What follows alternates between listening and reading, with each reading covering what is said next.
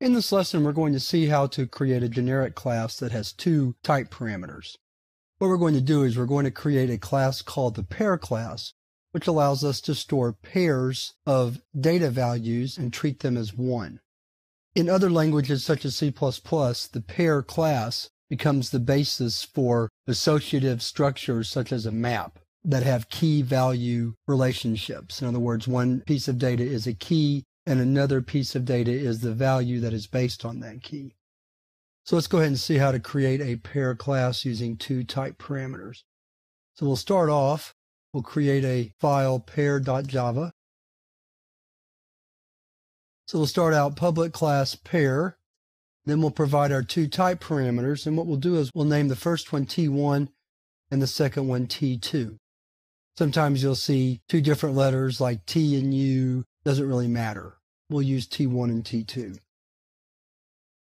So our first item, which we will call first item, the first value stored in the pair, will be of T1 type, and the second item, which we're going to call second item, will be of T2 type. Then we'll create a constructor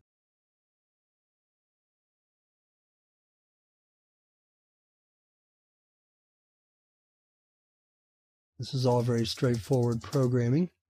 Of course, notice we use T1 and T2 as the data types for the two parameters. And then the last two methods we're going to create will be methods for returning the first item and the second item. I don't want to spend too much time dragging out the definition of the class. The point is to just demonstrate how two type parameters can be used. This is all we need for the class definition, so let's go ahead and save our file, bring the command prompt window back up, and let's compile it, make sure it works okay. And it does. So now let's use the class. So we'll create a program called pairprog.java. Let's get our screen in place. There we go.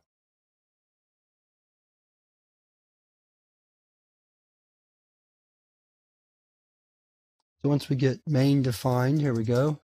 We'll create a simple pair using string and integer to demonstrate how the class works. So for example, we might say grade 1. And then what we're going to do is I'm going to drop down to the next line to pass in some arguments. Like so. Let's do one more.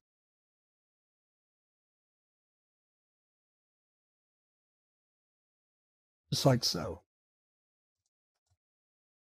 Then let's display the name and grade for each one of these. So we'll do a system out print line grade 1 first, and then system out print line grade 1 second, and then do the same thing for grade 2.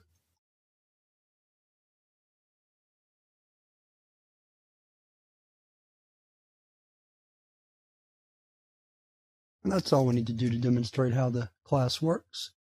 So let's save the file, come back to our command prompt, compile, and then run it. And there are our two pairs. So to create a class with multiple type parameters, we simply list them out using a comma to separate them and provide separate names. And then other than that, we treat them just like we were working with a single type parameter. So that wraps up the lessons for this chapter on generics, and we're ready to move on to the exercises for the chapter.